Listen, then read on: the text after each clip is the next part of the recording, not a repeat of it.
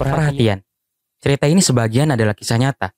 Jika ada kesamaan nama tokoh, tempat kejadian, ataupun cerita, itu adalah kebetulan semata dan tidak ada unsur kesengajaan. Sebelumnya, di babak 8, Jika wanita sialan itu belum juga bisa memberikan penerus, maka kita akan selalu dibayang-bayangi kelaparan dan kematian. Tidak ada tumbal terbaik selain menumbalkan darah terkutuk mereka. Satu nyawa mereka setara 2 tahun kesejahteraan desa ini. Darah dan daging mahasiswa yang kita punya sebenarnya tidak sebanding dengan darah dan daging wanita sialan itu. Jadi, buat wanita itu hamil secepatnya. Kita butuh keturunannya untuk ditumbalkan. tutup sang sepuh mengakhiri percakapan. Ia pun mulai berjalan meninggalkan Pak Bimo di sana. Ya, setelah tewasnya Abil barusan. Dengan begini, hanya tersisa satu mahasiswa lagi yang bisa ditumbalkan, yaitu Estu, seorang mahasiswa dan juga seorang pengabdi setan.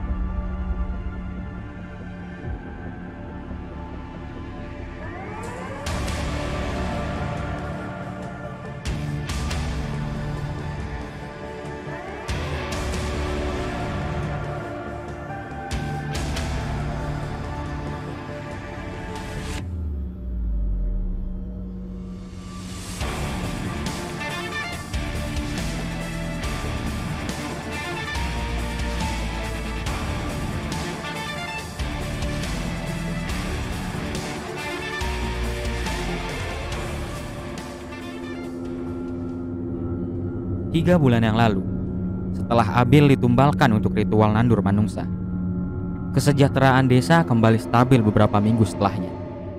Semua hasil pertanian dapat dipanen dengan sempurna. Tidak ada kelaparan sama sekali di sana. Semuanya hidup bahagia, senyum dan tawa para warga pun merekah ke seluruh penjuru desa. Seakan desa Bimantrana bukanlah sebuah desa terkutuk. Namun, setelah berjalan 3 bulan, kondisi desa kembali binasa kini. Terjadi kelaparan di mana-mana.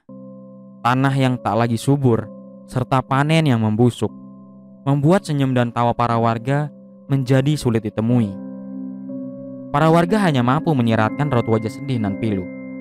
Setelah efek ritual nandur manungso mulai menurun, seluruh desa mulai kembali merasakan kesengsaraan. Karena itulah, para petinggi desa mulai memikirkan rencana penting saat ini. Sang sepuh, Pak Bimo, Pak Tomo dan beberapa warga sedang berkumpul di dalam sebuah ruangan. Di dalam rumah sang sepuh, yang juga tempat di mana Estu sedang dikurung. Pembicaraan kali ini telah menghasilkan sebuah kesepakatan bersama bahwa Estu akan ditumbalkan minggu depan. Dan sebelum Estu dihabisi, Pak Bimo diminta untuk pergi keluar desa untuk mencari tumbal baru. Lalu, pertemuan pun ditutup. Saat ini, Pak Bimo langsung menyiapkan beberapa hal setelah pertemuan tadi berakhir. Karena di hari ini juga, ia akan pergi keluar desa untuk mencari tumbal baru. Pak Bimo pun akan pergi sendirian tanpa ditemani satupun warga. Pak Tomo sudah tidak mungkin lagi pergi keluar desa menemaninya. 2 warga lain yang sebelumnya sudah dimandatkan untuk pergi keluar bersama Pak Bimo pun kini justru mengalami sukma purnama. Jadi mau tidak mau, Pak Bimo akan pergi keluar desa sendirian.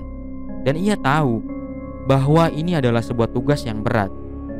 Tapi Pak Bimo akan mencoba semaksimal mungkin menghadapi masalah ini sendirian demi desa. Saat menyiapkan beberapa hal, sang sepuh pun bertanya kepada Pak Bimo dengan berkata, Bimo, kamu tahu kan harus pergi kemana? Mendengar ucapan ayahnya, Pak Bimo pun menjawab dengan intonasi pelan dengan berkata, Iya Kanjeng, saya tahu harus pergi kemana. Semoga saja Mbak Melati sudah dapat mahasiswa lain yang bisa kita ajak ke sini. ucap Pak Bimo dengan santun. Lalu, siapakah Mbak Melati yang baru saja Pak Bimo maksud? Ya, Mbak Melati adalah si pemilik hunian di mana Abil ngekos dulu. Dia adalah pemilik kos, serta orang yang menyarankan Abil untuk KKN di desa Bimantrana dulu. Di balik layar, dirinya juga ambil bagian atas tewasnya Abil, Hagia dan Dian. Ada masa lalu yang membuat Mbak Melati memiliki hubungan dengan warga desa Bimantrana. Dan saat ini, Pak Bimo akan pergi ke kota untuk menemuinya. Persis seperti apa yang saat Pak Tomo lakukan dulu. Setelah mempersiapkan semua hal yang dibutuhkan, Pak Bimo pun berpamitan dengan ayahnya, istrinya yang sedang mengandung, dan juga beberapa warga desa yang berada di sana. Misinya bukanlah hal mudah, karena dalam 7 hari, ia harus membawa calon tumbal baru. Dan dengan langkah tegar, Pak Bimo pun mulai pergi meninggalkan desa.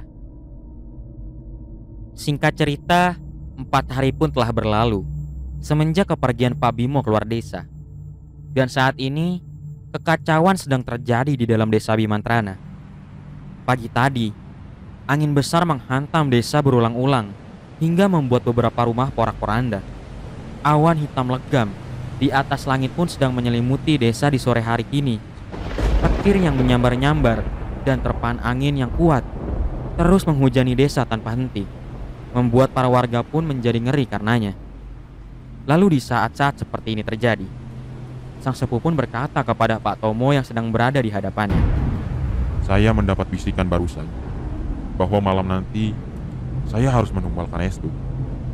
Agak sedikit terkejut dengan ucapan sang sepuh, Pak Tomo pun menimpal. Maaf Kanjeng, tapi bulan purnama akan datang sekitar 3 hari lagi. Apa Anda terlalu cepat menumbalkan Estu malam ini? Maaf kalau saya lancang, tutur Pak Bimo dengan kerendahan hati. Lalu sang sepuh pun menjawab, ya, memang seharusnya Estu ditumbalkan 3 hari lagi saat bulan purnama tiba. Tapi saya memiliki firasat bahwa menumbalkannya lebih cepat akan mendatangkan kebaikan untuk desa kita. Bisikan yang datang kepada saya pun berbicara demikian. Bencana angin dan petir yang kita lihat saat ini adalah pertanda bahwa kutukan si keparat itu mulai merusak. Kita tidak bisa menunggu lebih lama lagi. Jadi sebelum terlambat, saya akan melawannya dengan ilmu yang saya punya. Jangan pikir bahwa saya akan kalah dengan kutukan sialan itu. Tegas sang sepuh di hadapan Pak Tomo. Dan sesuai janjinya, sang sepuh akan menumbalkan Estu malam ini juga. Meski bulan purnama belum tiba, meski harus melanggar beberapa aturan jua. Saat ini, waktu sudah menunjukkan pukul 10 malam. Angin yang berhembus kencang masih menerpa desa di luar, membersamainya dengan suara guntur yang menghujam beberapa kali. Tapi itu tidak memengaruhi sama sekali dengan apa yang sudah sang sepuh janjikan tadi sore. Ini waktu yang telah sang sepuh janjikan telah tiba. Waktu untuk menumbalkan Estu telah tiba. Dan dengan semua ritual sakral yang sudah ia lakukan, sang sepuh pun mulai berderap memasuki ruang di mana Estu dikurung kini. Sesampainya sang sepuh di sana, ia melihat Estu dalam kondisi yang miris. Kondisinya memprihatinkan. Bahkan wajah pucat dan bibirnya yang kering seakan menjadi simbol bahwa Estu benar-benar sudah mencapai batasnya. Setelah berhadapan dengan Estu, sang sepuh pun berkata kepadanya dengan berucap, Cah Bagus, maaf kalau terlalu tiba-tiba. Tapi malam ini, kamu akan saya tumbalkan untuk ritual Nandur Manungsa. Saya harus cepat, karena jika enggak, bisa-bisa desa ini akan binasa. Ucap sang sepuh dengan menyeringai mengakhiri kalimat. Tanpa berlama-lama, dengan kedua tangannya sendiri, sang sepuh membangunkan Estu yang lemas tak berdaya, lalu menyeretnya menuju halaman belakang rumah dengan kasar. Sesampainya sang sepuh dan Estu di belakang rumah, mereka sudah ditunggu oleh Mulan, menantu sang sepuh. Lalu Estu pun dipaksa untuk duduk bersimpuh di atas tanah. Sama seperti saat menumbalkan Dian, Agia dan Abil, sang sepuh menyiramkan air sakral yang sudah ia jampi-jampi ke tubuh Estu secara perlahan. Dari kepalanya berulang-ulang, hingga akhirnya tubuh Estu pun basah dengan sempurna. Lalu dengan merogoh saku pakaian, sang sepuh pun mengeluarkan keris keramat. Sembari mengacungkan keris itu, sang sepuh pun berkata kepada Estu, Cah Bagus, kamu adalah mahasiswa terakhir yang tersisa. Semua temanmu sudah pada mati. Malam ini, kamu pun akan bernasib sama. Mati di tangan saya. Mati demi menyelamatkan desa terkutuk ini. Tapi jangan bersedih, Cah Bagus. Karena kematianmu akan kami kenang selamanya di sini. Seringai sang sepuh mengakhiri.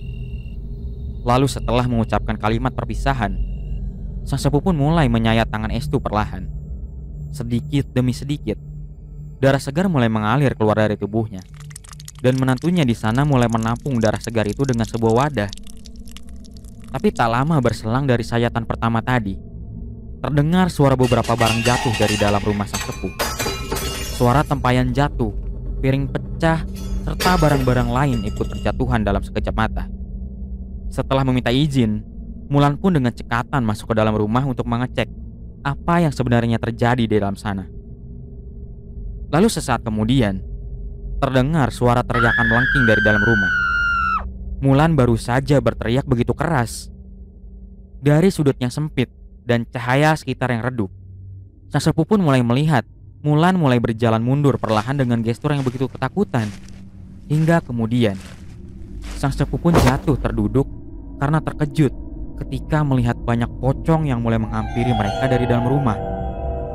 Mulan yang sudah tidak kuat lagi, akhirnya tumbang karena pingsan. Lalu sang sepupu pun hanya mampu berderap mundur menjauhi Estu yang mulai dikerumuni oleh banyak pocong. Lalu saat sang sepuh mengesot mundur, ia merasa menabrak sesuatu dari arah belakang. Sang sepuh pun merasa ada cairan yang jatuh menetes dari atasnya. Dan saat ia menunggangkan wajah ke atas, ia melihat wajah pocong menyeramkan sedang menatapnya dengan menjatuhkan air liur. Sempat bertatapan sesaat dengan pocong itu, sang sepuh pun langsung kerasukan setelahnya. Ia mulai duduk tegap, tangan bersedekap, kepala yang menunduk dan mulai mengangguk-angguk. Hal yang mengerikan itu terus terjadi beberapa saat, hingga tak lama kemudian, sang sepuh pun mulai sesak nafas, lalu mati dengan pupil mata yang memutih. Ya, pocong-pocong itu adalah peliharaan milik Estu. Mereka keluar saat sang sepuh menyakitinya dengan sayatan barusan. Mereka keluar untuk menolong majikannya yang hampir dibunuh. Estu yang dikerumuni oleh banyak pocong pun mulai berdiri dengan kesanggupannya yang tersisa. Estu menghampiri sang sepuh yang sudah tewas di sana. Lalu ia membungkukkan tubuhnya perlahan untuk mengambil keris yang sedang dipegang oleh mayat sang sepuh. Setelah dapat, ia mulai mengikis tali buritan yang mengikat kedua kakinya. Setelah berhasil, dengan susah payah, Estu akhirnya dapat melepas kedua tangannya yang terikat pula. Sesuai dengan misi terakhirnya, dengan langkah teratatih, Estu mulai menggeledah isi rumah sang sepuh dari sudut ke sudut lain demi menemukan kepala tengkorak ketua sekte desa terdahulu, yang dimana rohnya sudah melakukan kontrak dengan Estu waktu itu. Karena penerangan di sana hanya bermodalkan cahaya oranye dari obor, Estu merasa kesulitan menggeledah sisi rumah. Namun beberapa lama mencari, akhirnya ia berhasil menemukan di mana lokasi tengkorak kepala itu berada. Ya, Estu baru saja berhasil mendapatkan tengkorak itu di dalam lemari kayu yang berada di kamar sang sepuh. Lalu dengan terhuyung-huyung, Estu berjalan menuju rumah singgahnya yang dulu ia tinggali untuk mengambil kain berisi tulang belulang berserta kitab Naraka Paksa. Dengan menambahkan tengkorak kepala, Estu berpikir bahwa ritual yang sebenarnya akan benar-benar tercipta. Tapi tahu bahwa akan ada beberapa warga yang melihatnya jika lewat pintu depan. Estu pun memilih jalan memutar lewat pintu belakang. Namun pada akhirnya, Estu berhasil mendapat kain berisi tulang belulang beserta kitab itu dari dalam tasnya. Lalu masih di dalam rumah singgahnya, Estu pun mulai melakukan sebuah ritual dengan mengikuti apa yang tertulis di dalam kitab iblis itu. Obor yang berada di sana seperti terhembus beberapa saat kala Estu membaca mantra. Hingga kemudian ada sebuah bisikan yang datang kepadanya dengan berseraya. Wahai anak manusia, datangilah sebuah pohon beringin besar yang berada di belakang desa. Tanamlah seluruh tulang belulang yang ada di hadapanmu di bawahnya. Lalu bacalah ayat kebangkitan untukku. Niscaya, aku akan memberikanmu keselamatan dan apa yang engkau angankan. Tutup suara bisikan itu berseraya. Mengerti dengan apa yang diperintahkan oleh bisikan tadi, dengan mengendap berhati-hati, Estu mulai berjalan memutar menyusuri hutan menuju di mana pohon beringin besar yang dimaksud itu berada. Menyusuri hutan hanya ditemani sebuah obor kecil di tangan kanannya. Sesampainya Estu di pohon beringin besar itu, ia mulai sedikit mengambil ancang-ancang. Dengan menggali sedikit tanah, Estu pun mulai mengubur tulang belulang, termasuk tengkorak kepala ketua sekte itu ke dalam tanah. Setelah selesai, ia mulai duduk bersila. Kitab iblis pun mulai terbuka. Dengan kesungguhan hati, Estu pun mulai membaca mantra.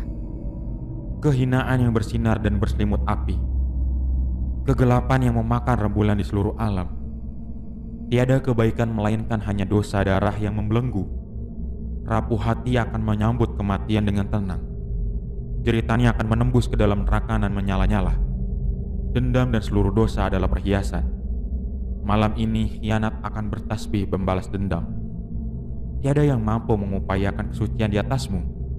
Ini adalah janji milikmu. Bangkitlah, sayap neraka, Ucap Estu dengan penuh hikmat. Lalu ia menggigit jemarinya. Tetes darahnya pun ia arahkan ke atas tanah yang terkubur tulang belulang tadi. Lalu dalam waktu sekejap, angin mulai berhembus kencang di sekitar Estu. Serpihan tanah di sana pun mulai bergetar hebat. Seakan getarannya seperti menarik menyambut kedatangan seseorang. Lalu tak lama kemudian, terdengar suara gemuruh petir yang menyambar. Suara guntur dan kilatan cahaya yang maha dahsyat baru saja terjadi. Dan tak lama berselang, suara jerit ratusan orang mulai terdengar secara bersamaan. Seluruh warga desa secara serempak mulai menjerit keras. Jeritan saling menyahut yang membuat situasi desa itu menjadi mencekam kini. Bahkan Patomo yang saat ini sedang berjalan menuju rumah sang sepuh pun tiba saja tersungkur dan menjerit keras. Mulan yang sebelumnya pingsan pun kini menjerit dengan lengkingan yang keras pula. Dan ratusan warga lain pun mengalami hal yang sama. Kala seluruh warga desa menjerit keras, pendengaran mereka pun mulai berdengung hebat. Lalu sesaat kemudian, pupil mata warga desa mulai memutih secara perlahan. Ya, ritual yang baru saja Estu lakukan telah membuat seluruh warga desa menjadi tuli dan buta.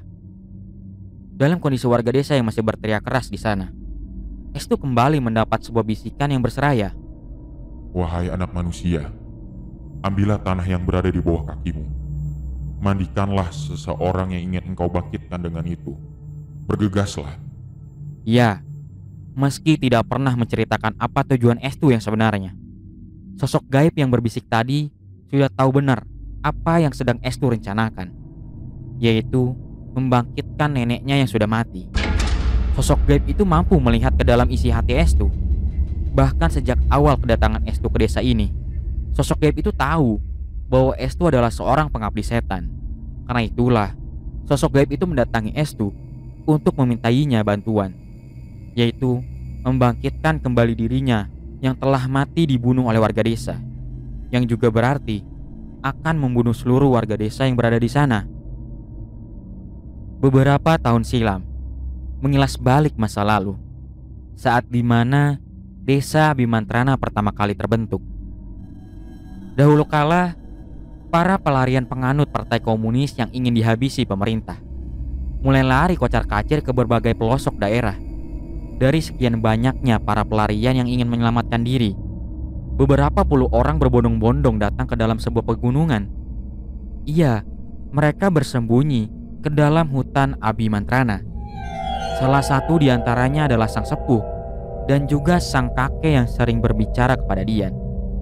Saat mereka masuk ke dalam hutan Abimantrana untuk bersembunyi, mereka bertemu seseorang yang bernama Damar, seorang pria yang mulai memasuki usia senja. Pertemuan di antara mereka itulah yang menjadi cikal bakal terbentuknya desa Bimantrana. Pak Damar yang melihat para pelarian ini sedang mencari tempat persembunyian pun berinisiatif untuk mengajak mereka semua tinggal di kediamannya yang berada di dalam hutan. Dengan tangan terbuka, Pak Damar beserta istri dan ketiga anak perempuannya mempersilahkan mereka untuk tinggal di sana. Meski ada satu syarat yang harus para pelarian itu lakukan, yaitu berikrar menjadi anggota sekte yang diketuai oleh Pak Damar sendiri. Ya, Pak Damar dan sekeluarga adalah penganut sekte sesat yang tinggal di dalam hutan. Merasa tak masalah dengan syarat tersebut, akhirnya para pelarian pun mulai membangun koloni baru di dalam hutan itu bersama Pak Damar beserta keluarganya. Hari demi hari dilalui bersama, melakukan aktivitas normal warga desa pada umumnya bersama-sama selama bertahun-tahun. Lalu diselingi dengan aktivitas ritual-ritual aneh yang diperintahkan oleh Pak Damar selaku ketua sekte dan juga kepala desa. Tapi, tak ada satupun yang memprotes hal tersebut. Karena setiap apa yang diinginkan oleh warga, Pak Damar selaku ketua sekte pasti mampu mengabulkan permintaan apapun dari mereka. Awalnya mereka semua hidup rukun dan damai dengan kondisi desa yang sejahtera. Bahkan para pelarian ini mulai melupakan bahwa mereka pernah akan dihabisi oleh pemerintah. Hingga di suatu hari, Pak Damar meminta seseorang dari warganya untuk menumbalkan jari jemarinya. Lalu warga lain dengan menumbalkan satu lengannya, lalu satu bola matanya, hingga bahkan ada seorang warga yang diminta untuk menumbalkan anak mereka sendiri. Lantas, kenapa Pak Damar melakukan hal demikian? Pak Damar memang mampu mengabulkan apapun yang diminta oleh warga. Hasil panen yang melimpah, kesembuhan dari penyakit, meminta momongan, bahkan sampai menghidupkan kembali mereka yang sudah mati. Meski sebenarnya yang terjadi, iblislah yang sedang menunggangi jasad mayat itu dan membuatnya seakan hidup kembali. Pak Damar mampu melakukan itu semua, tapi sebagai gantinya, ia akan meminta tumbal yang setimpal dengan apa yang ia berikan. Jika meminta kesembuhan dari penyakit, Pak Damar hanya akan meminta jari jemari orang tersebut untuk bayarannya. Jika meminta kesejahteraan, Pak Damar akan meminta satu lengan orang tersebut untuk bayarannya. Dan semakin besar permintaannya, maka akan semakin dahsyat harga yang harus dibayar. Dan secara luar biasa, Pak Damar tidak memberitahukan perihal ini lebih awal. Saat seisi desa sudah makmur dan sejahtera, barulah Pak Damar menagih bayarannya.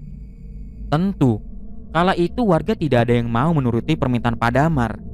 Memotong jari, memotong lengan, mencukil bola mata, apalagi sampai menumbalkan anak. Tentu tidak ada satupun warga yang mau melakukan itu. Tapi apa mau dikata, Pak Damar sudah menuruti semua permintaan. Kini ia menagih bayarannya. Tapi karena tidak ada satupun warga yang mau membayarnya, tak membutuhkan waktu lama, desa itu mulai binasa secara perlahan. Banyak dari warga yang mulai jatuh sakit. Salah satunya adalah yang mengalami hal seperti Sukma Purnama, yaitu mata mendelik dengan pupil yang memutih, mulut menganga, namun kondisi tubuh seperti koma. Dan bukan hanya sampai di situ, hasil panen pun mulai binasa. Apa-apa saja yang ditanam, hasilnya hanya akan membusuk. Di momen ini, mulailah terjadi kelaparan. Semua warga desa mengalami kepahitan kala itu. Dan jika ada orang yang masih hidup dengan sejahtera, itu adalah Pak Damar sendiri, selaku ketua sekte dan juga keluarganya. Menumbalkan anggota tubuh, apalagi sampai anak sendiri, tentu mustahil dilakukan. Berdiam diri dalam keadaan sempit seperti waktu itu pun rasanya terlalu menyakitkan. Bahkan jika ingin kabur dari desa, Pak Damar tidak akan segan membinasakan orang tersebut dengan membuat kulitnya meleleh. Pernah ada satu keluarga yang melakukan itu. Lalu dengan ajian keramatnya yang bersumber dari kitab Naraka Paksa, semua keluarga itu mati secara menyakitkan dengan kulit yang meleleh. Merasa terpenjara, sang sepuh kala itu yang masih muda mulai mengompor-ngompori warga untuk melakukan kudeta, atau lebih tepatnya membunuh Pak Damar. Dengan skenario matang, akhirnya Pak Damar pun dapat ditangkap oleh warga. Lalu ia dibawa dan diikat di pohon beringin raksasa yang berada di belakang desa. Ia dihajar, dipukul habis-habisan. Yang warga inginkan kala itu hanyalah satu hal, yaitu agar Pak Damar mensejahterakan kembali kondisi desa. Paling tidak, warga meminta agar mereka bisa bebas pergi dari desa. Tapi alih-alih menuruti permintaan warga, Pak Damar justru menyumpahi semua warga desa, yang pada akhirnya membuat warga menjadi geram. Lalu jemari Pak Damar pun mereka potong satu persatu. Kedua bola mata Pak Damar pun dicungkil hingga membuatnya buta. Menganggap bahwa jika Pak Damar mati, akan memusnahkan kesengsaraan desa. Sang sepuh kala itu menghunuskan tombaknya ke perut Pak Damar beberapa kali, hingga membuatnya jatuh dalam keadaan sekarat. Lalu, sebelum kematiannya tiba, Pak Damar yang juga selaku ketua sekte pun mengutuk mereka semua dengan berseraya. Hidup dan mati kalian Semua kini ada di tanganku.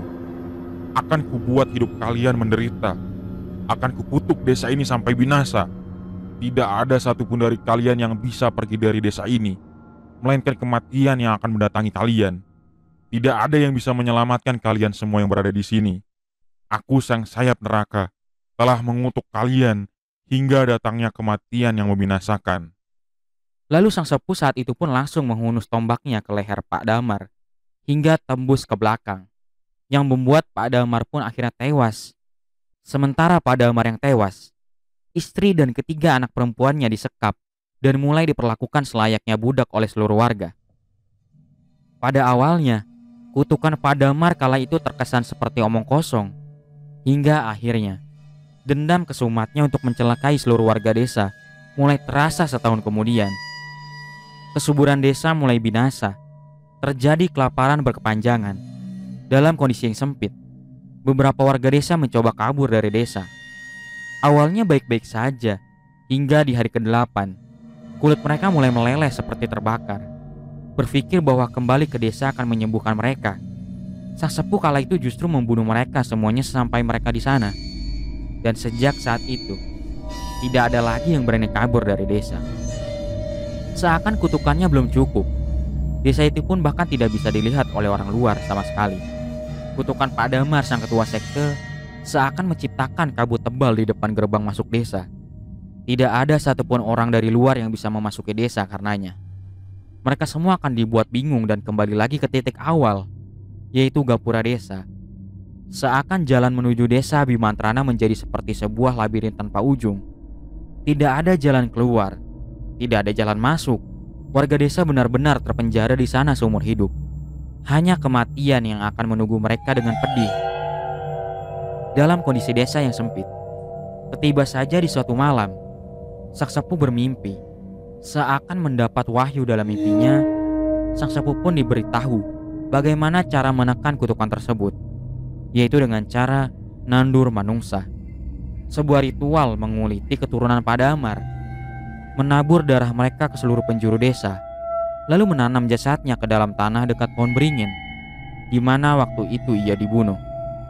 Nandur manungso adalah sebuah bentuk perlawanan dari warga desa terhadap kutukan Pak Damar sang ketua sekte. Dengan menumbalkan keturunannya, warga desa seakan tak gentar terhadap kutukan tersebut. Dan benar, desa kembali menjadi subur setelah melakukan ritual itu. Dengan adanya ritual nandur manungsa, dibangunlah sebuah tempat yang cukup besar untuk menampung keturunan Pak Damar sang ketua sekte. Bangunan itu disebut punden. Di dalam bangunan itu, istri serta anak-anak Pak Damar dipasung dan diperkosa untuk melahirkan keturunan. Jika nanti terlahir anak laki-laki, jika memang dibutuhkan, maka anak itu akan langsung dikuliti hidup-hidup lalu ditanam. Jika tidak terlalu dibutuhkan, maka anak itu akan dibiarkan hidup sampai akhirnya waktu untuk dikuliti tiba. Dan jika terlahir anak perempuan, ia akan dibiarkan terus hidup untuk melahirkan banyak anak. Saat dirasa cukup, barulah ia akan dikuliti hidup-hidup. Dan selama bertahun-tahun, ritual ini terus berlanjut sampai akhirnya tinggal satu keturunan saja yang tersisa kini. Bahkan satu keturunan Pak Damar yang tersisa kini pun tidak bisa hamil, yaitu perempuan yang bernama Mutih, yang di waktu kini dirinya sedang dipasung dalam punden. Sang sepuh pun menjadi dilema. Sejujurnya, ia ingin menumbalkan Mutih dengan segera. Tapi di lain sisi, jika Mutih ditumbalkan, maka ritual nandur manungso tidak akan bisa dilakukan kembali. Yang juga artinya, menumbalkan Mutih sama saja dengan bunuh diri. Tapi dengan tidak adanya ritual nandur manungsa, kesuburan tanah di desa mereka kembali binasa. Dilema itu akhirnya membuat hidup mereka kala itu benar-benar menjadi sangsara. Dan ternyata, kutukan Pak Damar sang ketua sekte bukan hanya sampai berhenti di sana. Warga yang usianya menginjak 40 tahun akan jatuh sakit. Di awal-awal, mereka menjadi tuli dan buta. Lalu mereka akan mengalami sukma purnama, dan tidak ada satupun yang akan selamat ketika sudah jatuh sakit seperti itu, selain kematian yang akan datang kepadanya. Hingga keajaiban akhirnya muncul, di mana seorang kakek akhirnya terbangun setelah 17 tahun lamanya mengalami sukma purnama. Ya, dia adalah kakek yang sering mengajak Dian berbicara. Dalam tidur panjangnya, sang kakek mendapat ilham untuk melakukan rencana Getih Mawar, sebuah ritual sakral yang bisa menyelamatkan desa dari kebinasaan, di mana Getih Mawar sendiri adalah sebuah rencana dengan membawa tumbal dari luar untuk dijadikan persembahan. Ritual inilah yang membawa Abil, Estu, Hagia, Dian, dan 5 mahasiswa sebelum mereka akhirnya masuk ke desa terkutuk ini. Tapi dengan kehadiran Estu di sana, rasanya kebinasaan desa ini telah sampai di ujung nadi. Ya, kedatangan Estu ke tanah jahanam ini akhirnya membawa desa terkutuk ini menuju kebinasaan. Kembali lagi ke waktu kini. Setelah selesai melakukan ritual terlarang tadi, Estu mulai meninggalkan desa dengan langkah tertatih. Di segala penjuru, ia melihat pemandangan mengerikan yang sama. Dengan mata kepalanya sendiri, Estu melihat warga desa tersungkur sembari berteriak keras tanpa henti. Tapi tidak peduli dengan apa yang sedang dilihatnya, Estu terus menyusuri jalan meninggalkan desa. Hingga tak terasa, saat ini Estu sudah sampai di gapura desa. Inilah gerbang masuk dan keluar dari desa Bimantrana. Dan saat Estu ingin meneruskan perjalanannya, terdengar samar suara tangisan bayi di sana. Ya, Mutih baru saja melahirkan. Perempuan yang dianggap mandul itu baru saja melahirkan. Estu memang mendengar tangisan seorang bayi, tapi ia tidak peduli dengan itu dan meluyur pergi begitu saja meninggalkan desa terkutuk yang telah binasa di belakangnya.